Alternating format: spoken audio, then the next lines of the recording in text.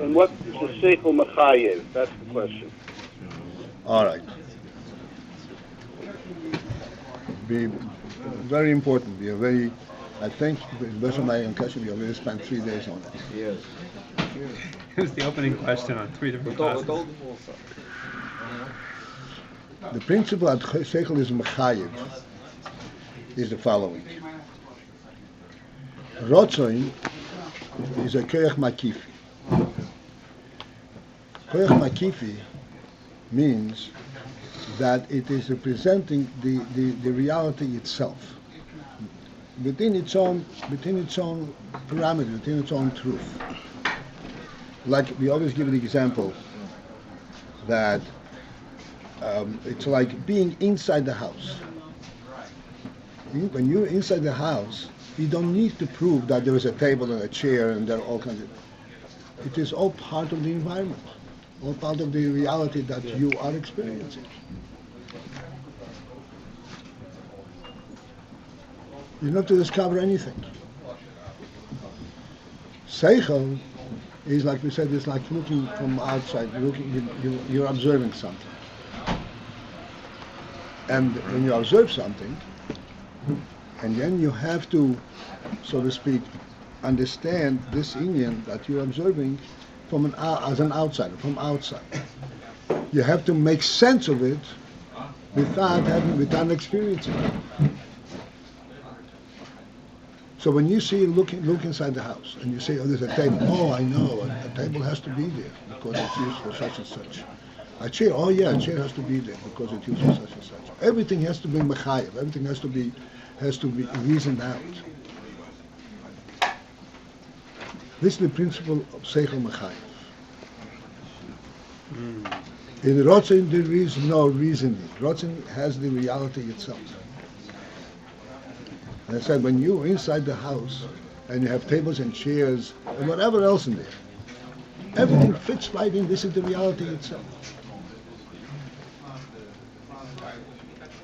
Sechel is mechayev. Okay, is that sufficient or should I go on?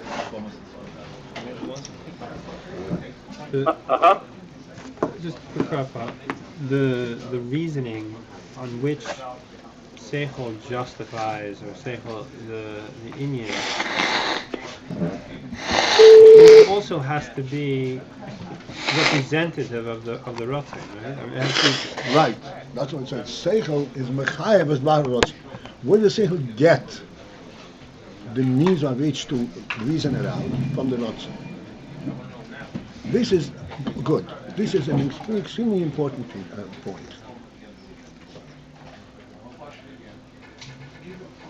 The sechel is subservient to the ratzon, not to the environment, not to the world.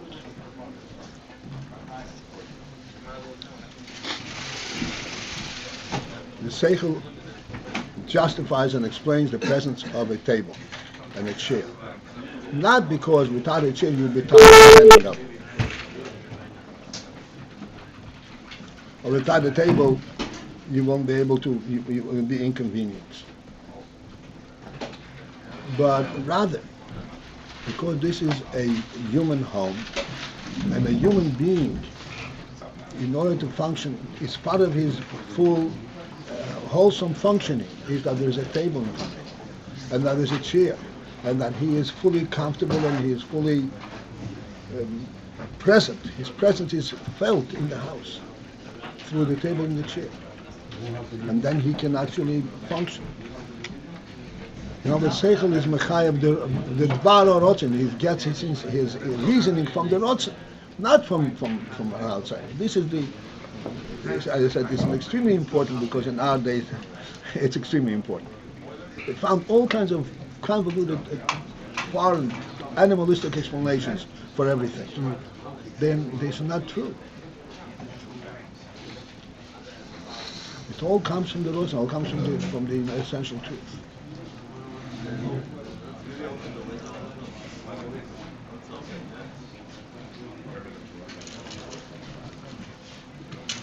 Okay. Even at the end of the day, when the sechel does mechayev the dvar ratzon, it's not like you still have to have open eyes to be able to relate to it. In other words, it's not like a blind person can relate to it.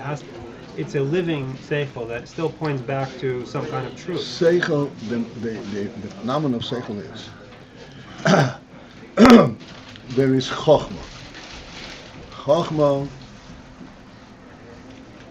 senses that there is much more than, I would say, much more than what meets the eye. We've discussed this many, many times. Chochmah brings the ratzon to the sechel consciousness, to the sechel level. But it's the ratzon that it brings. Let me again discuss a very simple illustration that we pointed out for many different other reasons. Just to understand the real phenomenon of sechel, in contrast to the sechel chitzoni, which is not sechel. He said that if you find a cup on the table,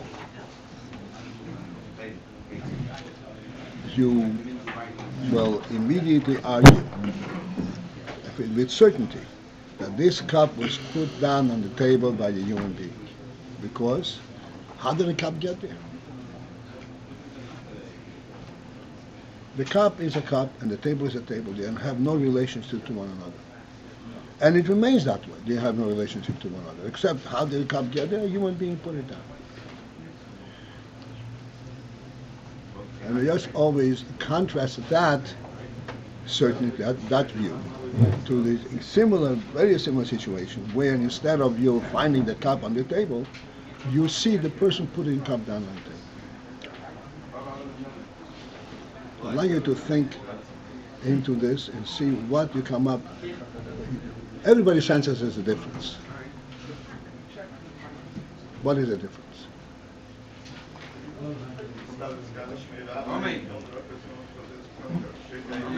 So we explain the difference in many ways, right? In terms of understanding sechel, the difference is that when you see the person putting down the cup is not on the table. The cup represents the person putting down the cup on the table. It has a meaning. You're no longer observing a cup on the table that's meaningless. The cup is not on the table. The cup is in other words, it's not just because there's a table and there's a cup and you have no place where the cup should be, so it's on the table. No, it has a meaning. It represents the person who puts it down. It represents the ratzon ha'odam, a living thing. What? When you see the cup without the person, you basically provide all of that meaning with your sechel. In other words, you can project, but you don't see it. It's different. You can project. There must have been some reason and so forth, but that is a sechel process. You project it by a sechel process. When you see it, then you see a living thing to begin with. So this is when you see the ratzon. That's not, it's beyond sechel. When you see the actual person putting it down, right. You see something bigger than sechel. This is where sechel observes something bigger than itself. It's where sechel observes the ratzon, a living thing.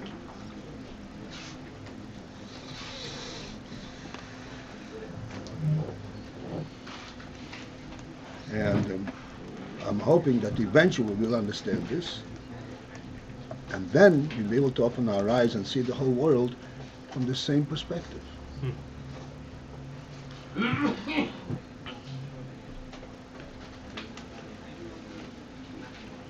The sun is not just a ball of fire circling around the earth. The sun is light.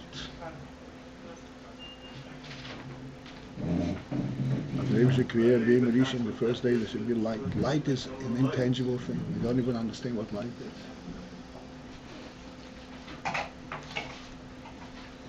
Sechel is light. All right, this is. I'm broadening it out.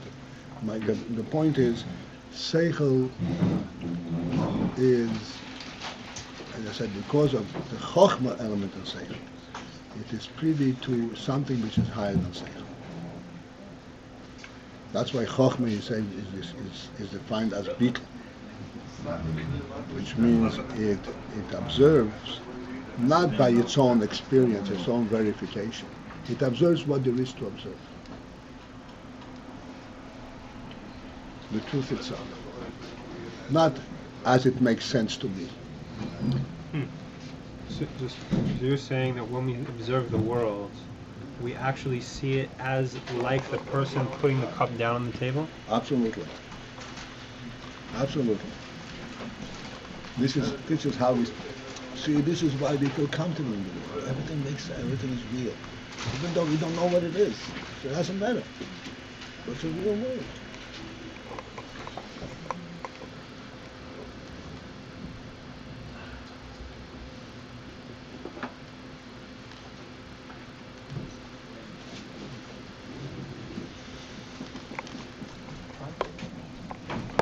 The light on the first day would be comparable, it seems, to seeing the cup having been placed on the table.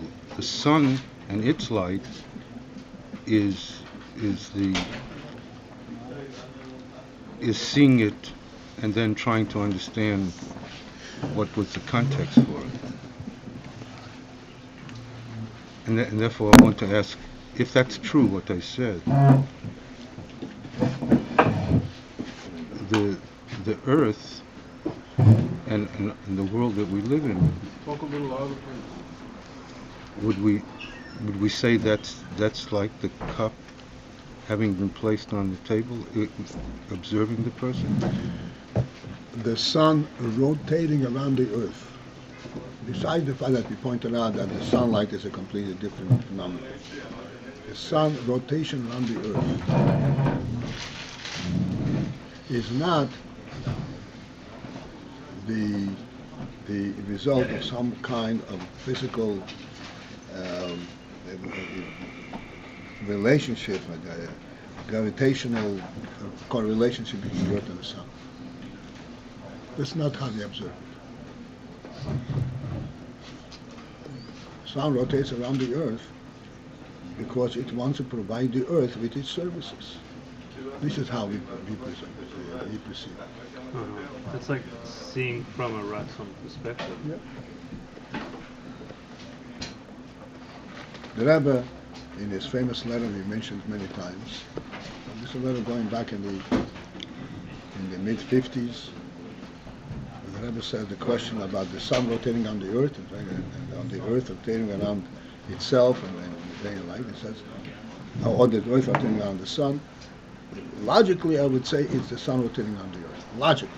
Why? Because the servant rotates around his master.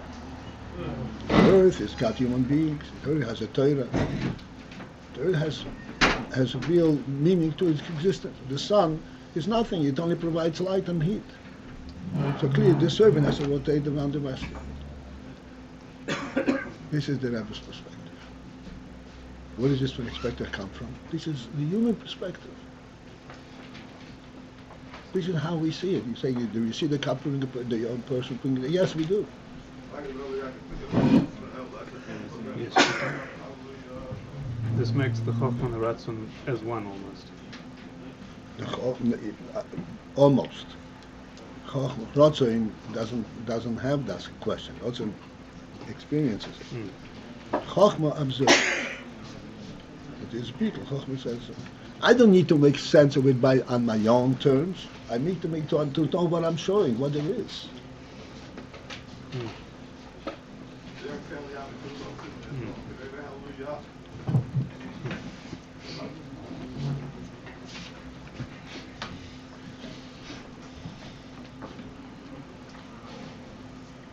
This is what's called sechel, human sechel.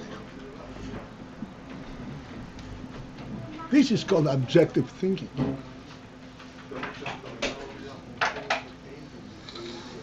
When I want to make sense of it on my own terms, that's subject.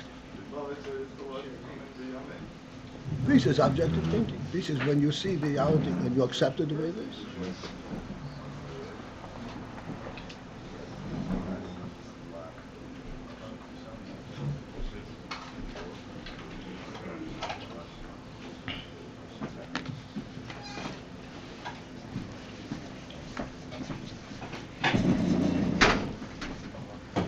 Upside down, huh?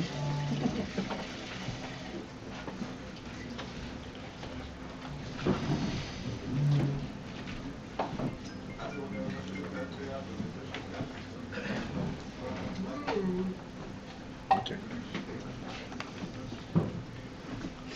Let's continue.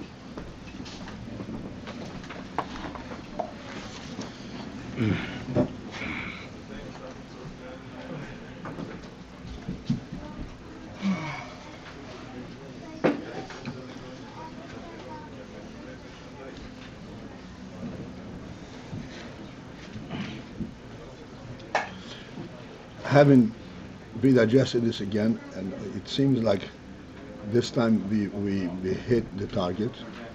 So let me then go back, and we will start by the line that begins with word levad. It's just above the middle of the line of the page. It's a total review of what I said. We have a greater, I think, greater clarity. It seems that we are focused. Can I ask one more question? Yeah. You spoke about that sechel is like looking from the outside. From what? From the outside. If sechel is based on ratzon. It's an example. Okay, go ahead. Sechel is an observer,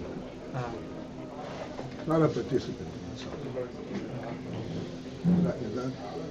Right. I was saying if it comes from ratzon, why is it on the outside and not from the coming from? Yeah. Not from the inside, Sechel, looking from the ratzon. Sechel is an observer. But what is observed? It observes the ratzon. Observe what there is to observe. Which is the ratzon.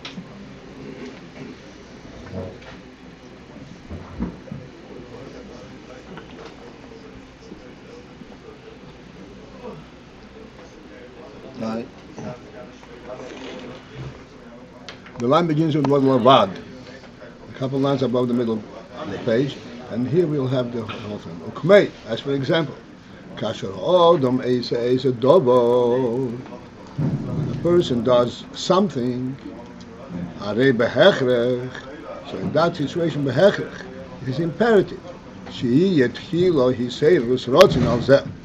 That first there should be a hiseirus rotzin for this thing to be done. Hiseirus rotzin we didn't discuss to a great degree of specificity, but sufficiently to understand that there is ratzon and there is hiseirus rotzin. Hiseirus rotzin means that there is a specific arousal from the ratzon to pursue and to focus in on a certain thing. So there has to be hiseirus rotzin. The hiseirus rotzin is different than ratzon, than the initial ratzon. The initial ratzon, this is based on the life itself. This is above completely any functionality. Right? Hiseirus rotzin means that something has pricked my curiosity, my interest. It means you said if something is, if there is some specific interest, that means that there is already the full content of what it is that interests. The full content.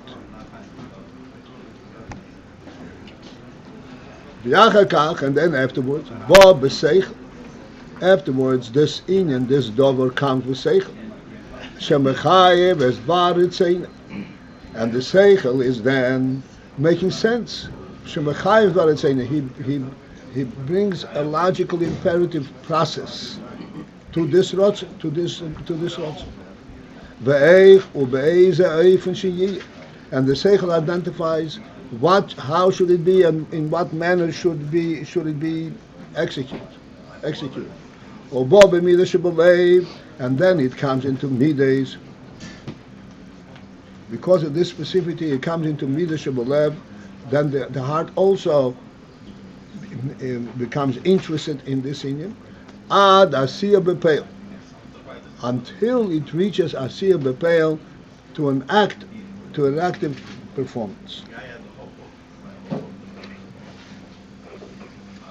This is a totally phenomenal inyan. Because when it comes to doing something with your hands, Asiya is totally devoid of any significance, of any meaning. The hand do not have the sechel, do not have the midas, and yet he is able to garner the hands, the koyach Asiya, and the hands become fully cooperative and imbued with that spirit. That is due to the fact that there was a Soros or ratzon, and then the sechel identified it, and then the sechel identifies, it brought down into the midas until the midas activate the hands to Asher B'Peil to do it. In fact, to actual action. Okay, here's the line for which I start repeating. Okay, so kol zeh hayokolu tchila b'ratzon. This entire perspective, phenomenon,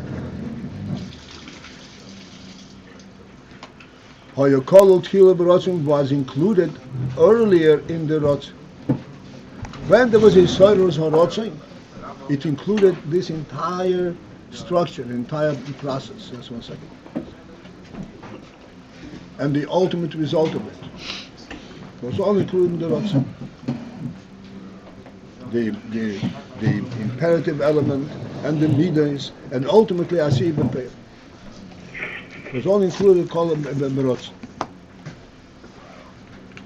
Hagam shelehoya nirgash klal, although it was not felt and sensed in the ratzon at all. In the ratzon it was on a totally different level. Hainu, it only means shehoya behel, that then all of these things were there in the ratzon behel. This was called behel, in an inherent and a concealed manner.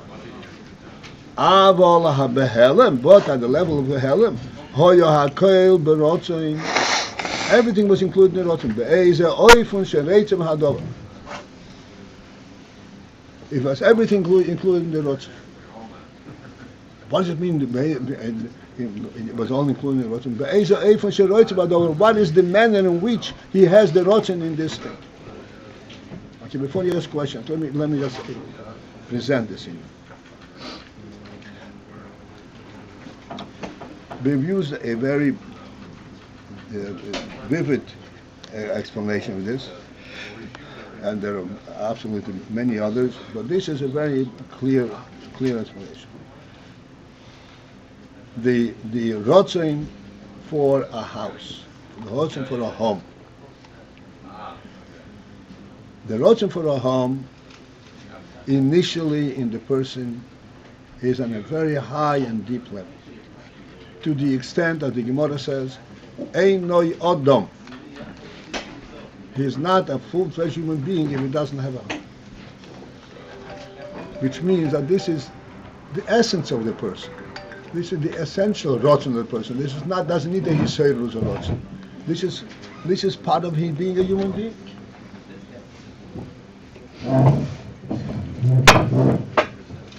Before one is conscious that he is a human being, he already has that ratzon. But he's not even conscious of that itself also. This is inherent in the ratzon hanefesh, the ratzon of being a human being. Then he is nisoirer to have a home. These nisoirers are the nisoirer to have a home. It comes after him becoming aware. Hey, I'm a human being. I'm not an animal. I'm not floating in the world. I belong here. I need a home. That's the way his nisoirers are also. Again.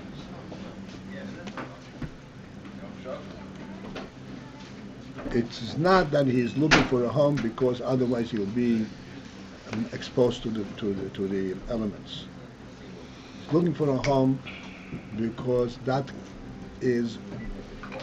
that's complementary to the human being. The human being to be in the world, the human being means a member of the world, a citizen. The definition of a human being in the world is that he's got a home. We've got a definitive place. We already discussed it many times in different ways. So when the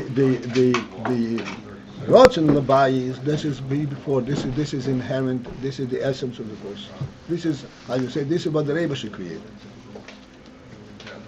At the time when a human being was created as a human being. About Paltiel? Yeah.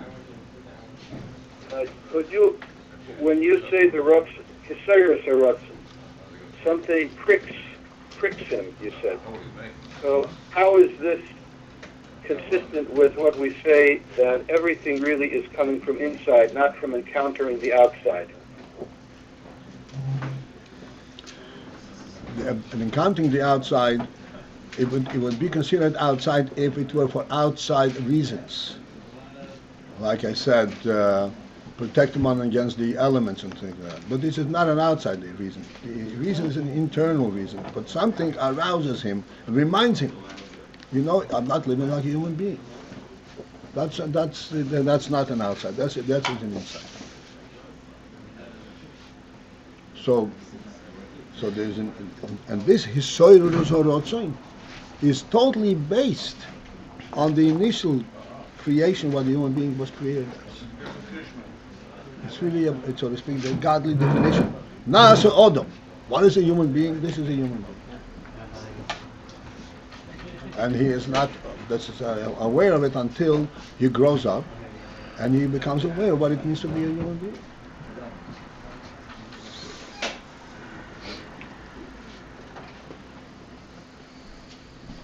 So this has nothing to do with the fact that he sees houses outside, he sees other people in houses, he wonders what to do. Baruch Livov. Okay, so this is the human being. This one is Soiros or not. In this he Soiros or Rotzen,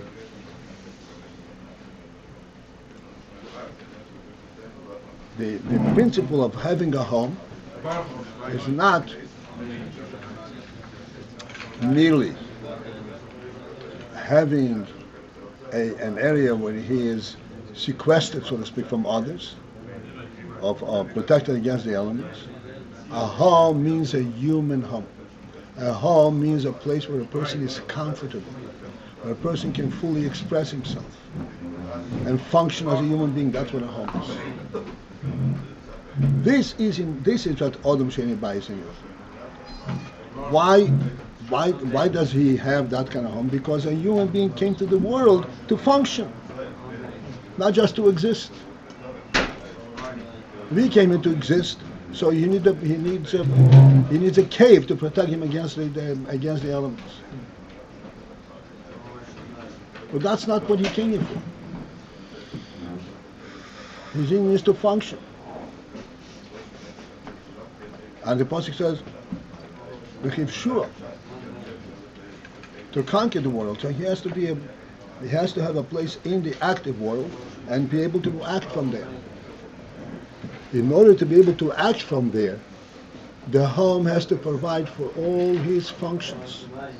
He has to have a table, has to have a chair and a bed and a kitchen and everything else.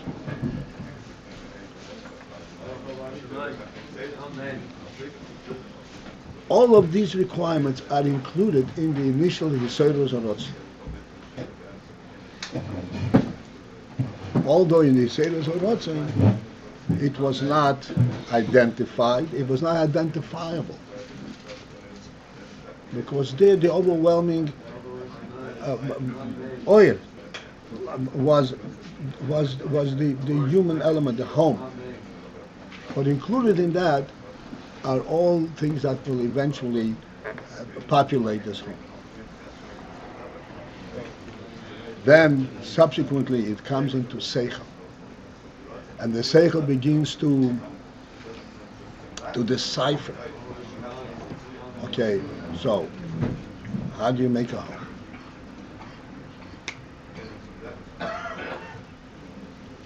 So the sechel begins to making a home. Then it begins to surface all of the elements, I said, that populate the home. The minute you think on the sechel, and sechel thinks the same home that the ratzon had, but the sechel thinks in terms of the worldly presence. How does the home express itself in a worldly environment?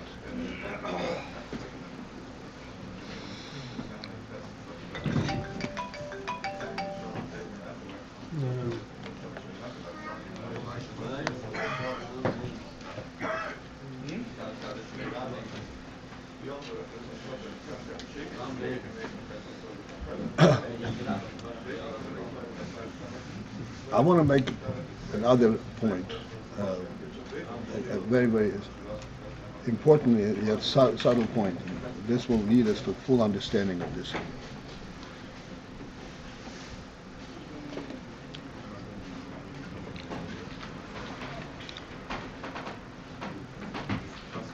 On a worldly level,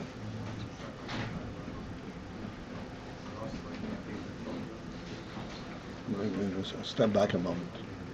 The real principle, the basis for the fact that there is such a thing as a human being owning anything in the world, much less owning a home, owning a place on the earth,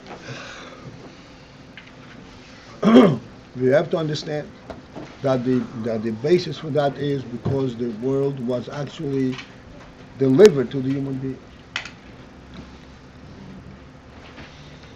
It was given to the Beis and gave it to him.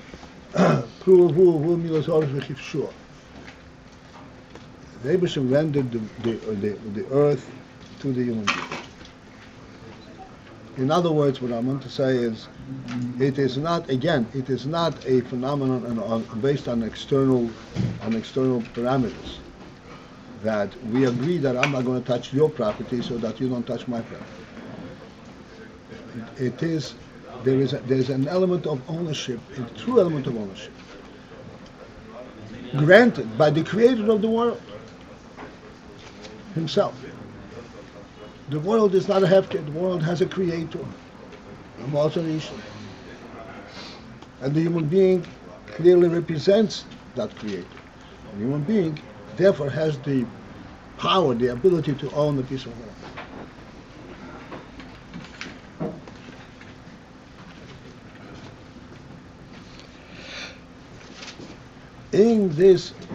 In other words, this is an important thing, that when you build a house and you put up 4 walls, the 4 walls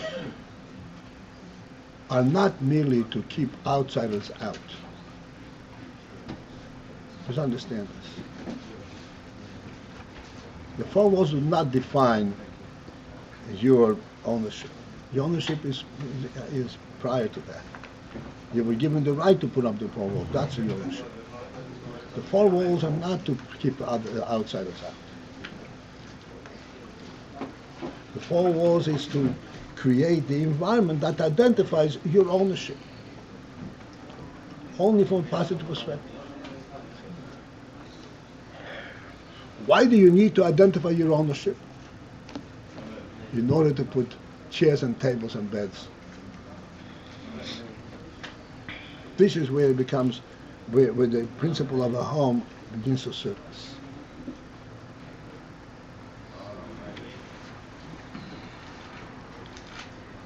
In ratzon, it is without walls. It's also there. I said the Father Beis gave us the right to own land. That already creates, this phenomenon. But in order to bring it out until it comes into sechel says, how is it going to happen? How do you translate that in the world? Number one, there has to be 4 walls. These 4 walls is, again, not to keep others out, but to define the ratzon.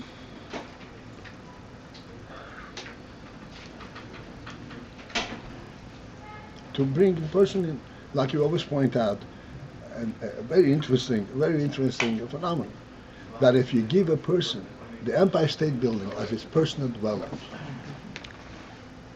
he won't be able to relate to it. It can't be his personal dwelling. Why not? It has All the rooms,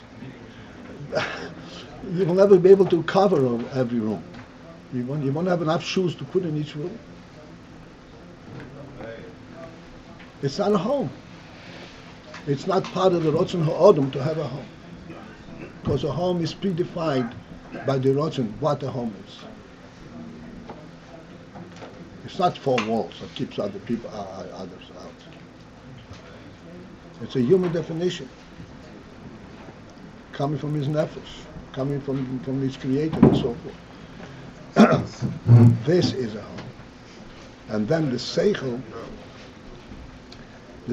identifies it. And it says, here is how you bring it out. Here's how you perform this. All the way to the point where the sechel says, okay, now that we have 4 walls, now we have to populate it, and now we have to bring light and heat and comfort and all that. And all that was contained in the original Yesodot HaRatzon. Because this is not a reaction, a reflection of the world situation. This is what the Ratzon wanted. This is why we say Yesodot HaRatzon. Yesodot HaRatzon means an apakti in the reality sense. The Ratzon itself, with nefesh, it was literally just at birth. Yesodot HaRatzon is when you realize that he's a human being in the world, that's when he has Yesodot HaRatzon. And it does Yesodot HaRatzon, everything was contained. The sechel only comes to reveal that which is contained there. The sechel is only to reveal serious ratzon. That's the whole purpose of sechel. You're No, saying? I think the sechel only reveals what's in this ratzon of the and then it comes down into midas, and then it comes down ad ma'aseh b'peil. Therefore, when it comes in ma'aseh b'peil, the real inspiration in this ma'aseh b'peil is the ratzon. That's the real inspiration. Even though you're careful to build a good table, it's a nice table, a sturdy table, a nice chair, the real inspiration is because it is part of the ratzon.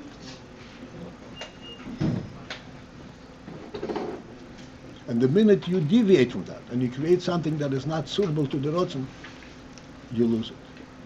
Such as, we make an Empire State Building for a home.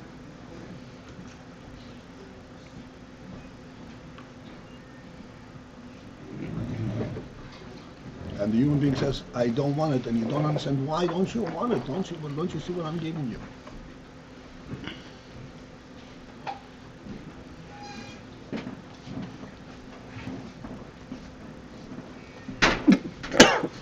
Okay? I must speak about it, but I think it's clear enough. Is there a question? 1 second. Baruch, you still have a question? I can be happy with what you said. Okay. I want you to be very happy.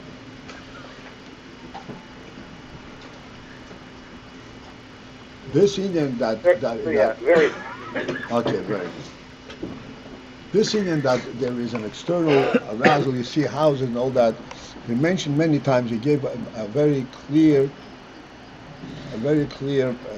explanation to that. This is all based on the Gemara, that the would not given would learn sneeze from the cat, and the gzela from the mola. So he always has a question, what does that mean, we would learn sneeze from the cat? Then the human being will be mimicking the cat? That's not what the Gemara means. The human being is about sechel.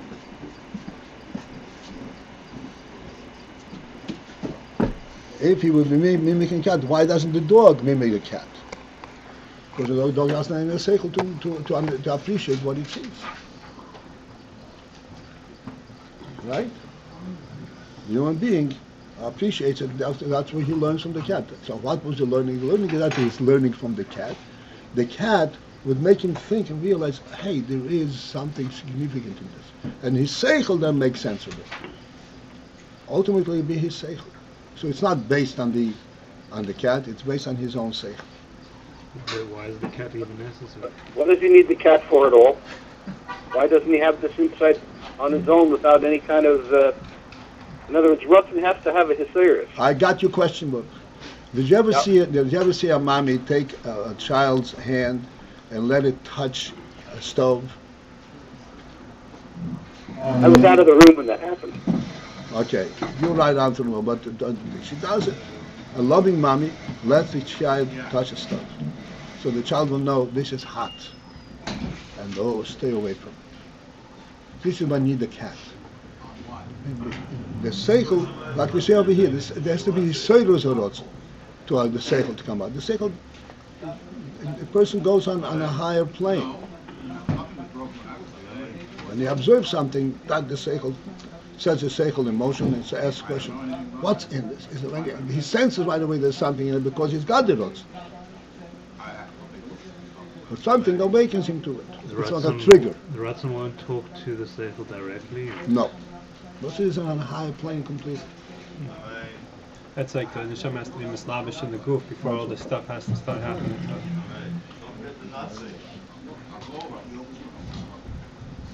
Yeah. Okay. Could be a little bit off, and I apologize. But in Chassidus, sometimes they talk about the examples for Makif and Panimi. Panimi is described as like from thought to speech, ilu va'olo, like whereas Makif sometimes described as the ratzon affecting the action directly. Like the foot, the ratzon commands and the foot moves without any hesitation whatsoever. It affects everything equally. It's Soviv Kol Almin is present everywhere, even in the foot. It's yeah. I'm just here. We're talking. There's a whole process. Wait. I hear what you're saying. Where you're going. The ratzon does not want to move the foot. The sechel says the foot should move, and the power behind the sechel saying you should move is the ratzon. And therefore, ultimately, we said, ultimately it's the ratzon that activates everything.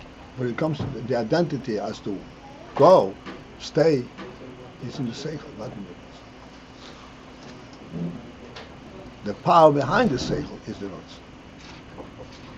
Eile birtzoinei, l'anei ragli is not directly in the ratzon. The nefesh does not have such a ratzon.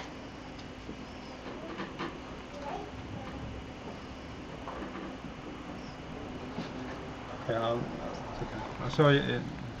I'll have to look inside and show you what it says inside. It's not for it. Okay. We said before that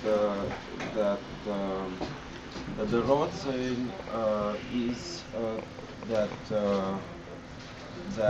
this neshama should affect the world, bring out whatever. This is the origin of it. Yes, okay. yes. But then what we're saying now, and then the sechel mechayev dva ratzon. But now we're saying that we learn sneeze from the cat and so on. So it sounds like, so on a ratzon level, that's kind of the ratzon perspective. And then sechel comes into the picture, and has to go and examine what this world is all about to kind of to be activated, to find the context for it. No, I don't know what the question is. I just try to understand what you're saying. I don't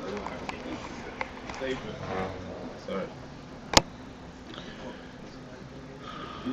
If the Torah were not given, the people were not taught sneeze, you think everybody would observe the cat and become all of a sudden sneezing? Only bar sechel. Yes, Bob. What if you see an animal that's not sneeze? Which one do you want to?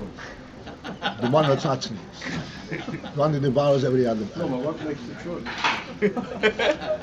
That's exactly my point. Exactly my point. Why do you need either one then? Right. You need a cat or a dog. So we comes out. We have a Torah that allows our sechel to associate with what ratzon is. We don't need cats and dogs. No, Baruch Hashem. No, I'm saying really, like, it's the Torah allows all the things that our seichel needs to know in order to follow what the real ratzon is given us by the Eibishter directly, like in Torah. Okay. All right. That's very cool.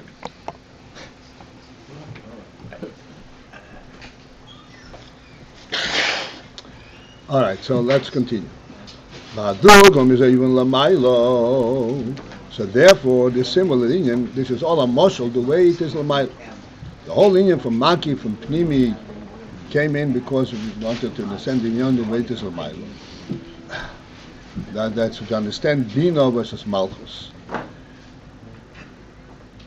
So we started, so then it is in these various illustrations of Maki and Pnimi. Until we came to the ratzon and sechel as an illustration. So the similar Inyan, Yuval Lamayla, and the principle that is being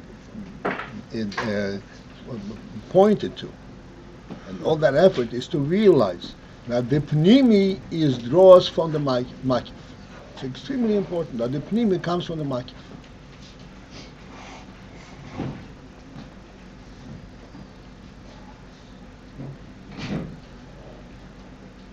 And in simple terms, as we have already discussed 17 times,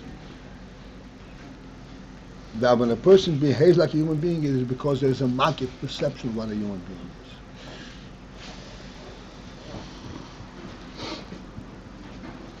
is. Way beyond, before the action. This is the point. So this same that where the makif is the source of the pnim. V'yiker his chadshus hu b'fchinas hamakif, and the principle his chadshus, meaning the principle of identification of a situation, a novel situation, is taking place in the makif.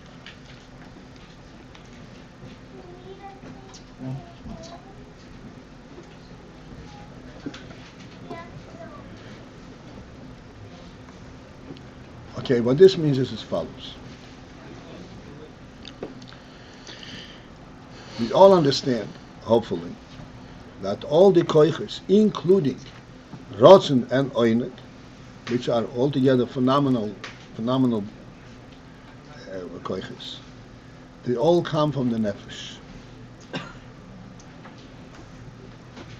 Nefesh is truly a godly presence. A godly presence means that God provides it, and there is no reason for it being. This is God's choice. There's a motzurisha, and God has imbued the nefesh with a godly quality. So therefore, over there, on a godly level, there is not any triggers. There is not any parameters, any content. Because the nefesh relates directly to the godly truth. Just as, I'm going to put it in very simple terms, just as God's existence does not requires any justification, the nefesh doesn't need any justification. It is connected directly to God, and it has a godly reality.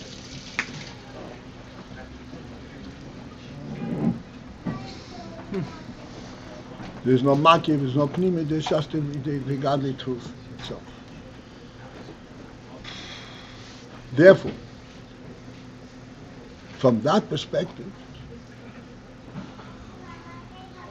the nefesh cannot possibly recognize the worldly structure and to justify and identify how do you perform in the world.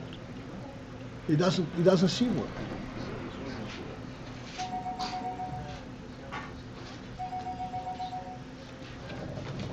In order to see world, as we said, it has to, the nefesh element has to view itself in the goof through makifim, to ratzon anointment. And that is where it begins to kind of relate and recognize such a thing as world.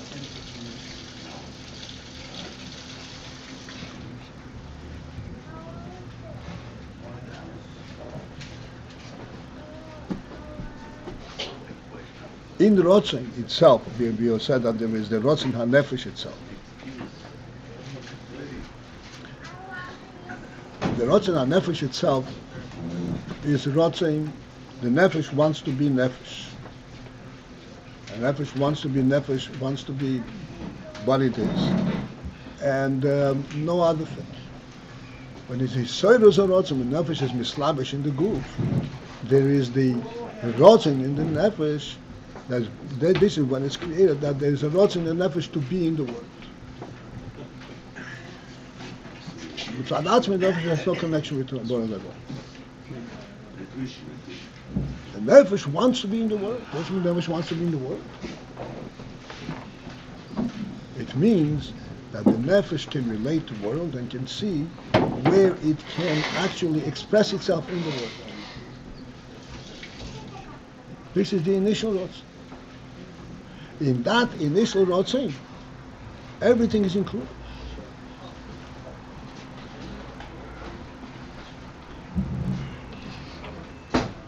The initial ratzon already includes the union that the nefesh will be will be related to the world in a manner that is commensurate to its quality, where it's going to be able to express its godly truth.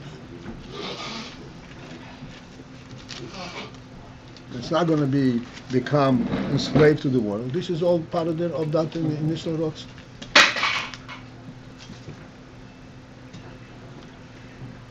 So the hischachus means that which defines a totally novel phenomenon, namely that the nefesh can actually function and the nefesh can actually devise method by which it can bring its principles into the world.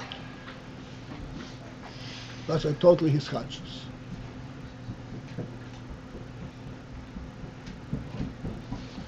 The yikid hischachus is at this point of the ratzon. When the nefesh decides, yes, I want to be in the world, that means I see a way that I can actually affect the world. Then comes sechel, identifies all the means of which this is due to surface. But the means for it are also defined in the original ratzon.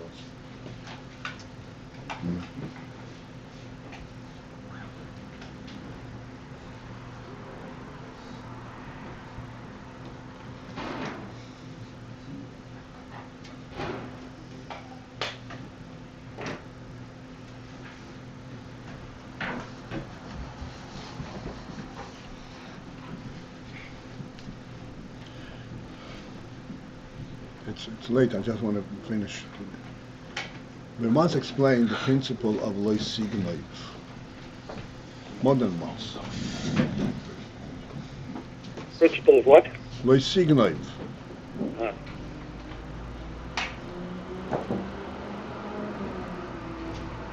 Lo signoiv is a very simple principle. And on the surface of it, it may appear that this is a totally worldly concoction.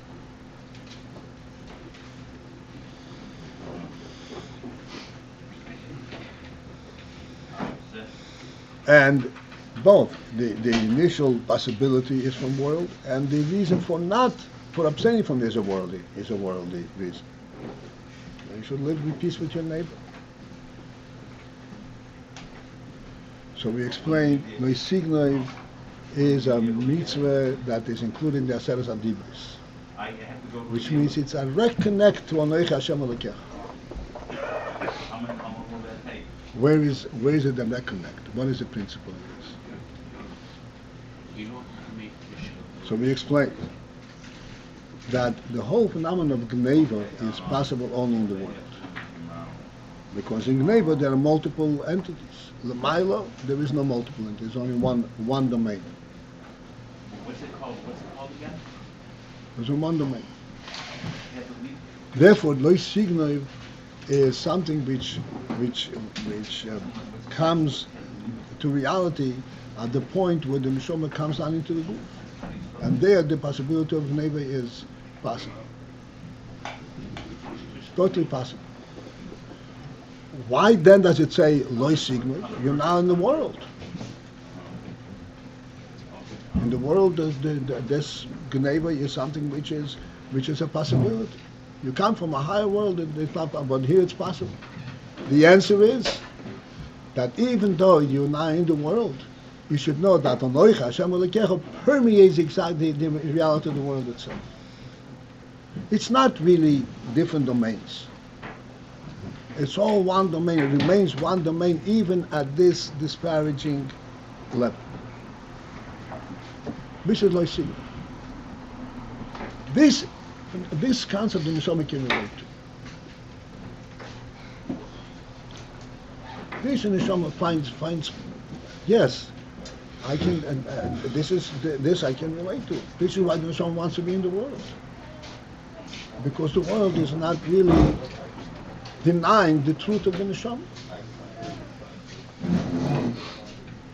Except that here you have to have specific direction, specific rules, how to not to violate this truth.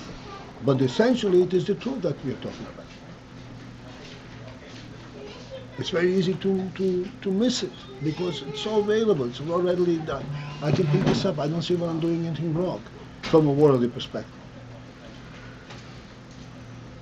The whole phenomenon that this is not mine, this is yours, is a kind of a spiritual thing. Who can appreciate it? Only on the Neshama.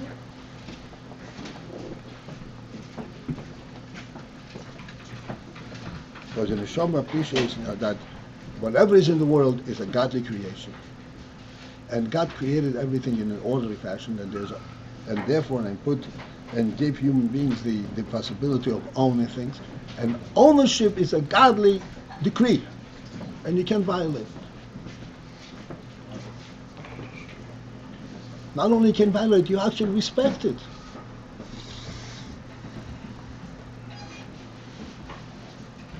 And in that environment, the Neshama can function.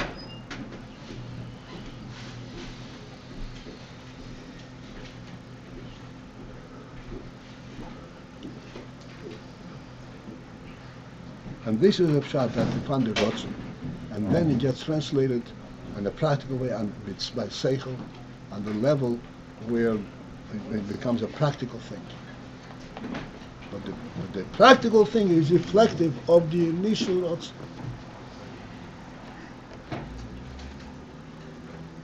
And this is how, this we say that in the ratzon, this is what he can his chachos. Chachos means that we can apply the nefesh principles to a world that where this doesn't exist.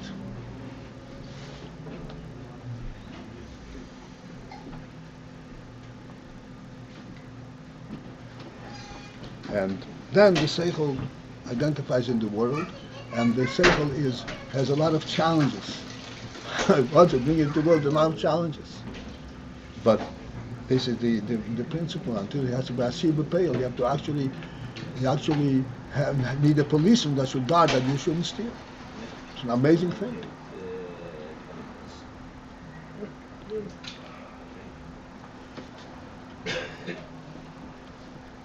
Okay. All right, this will be for today.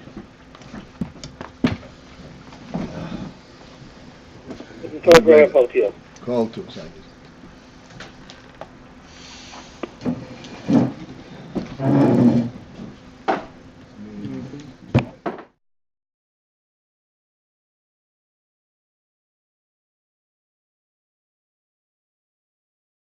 Yeah.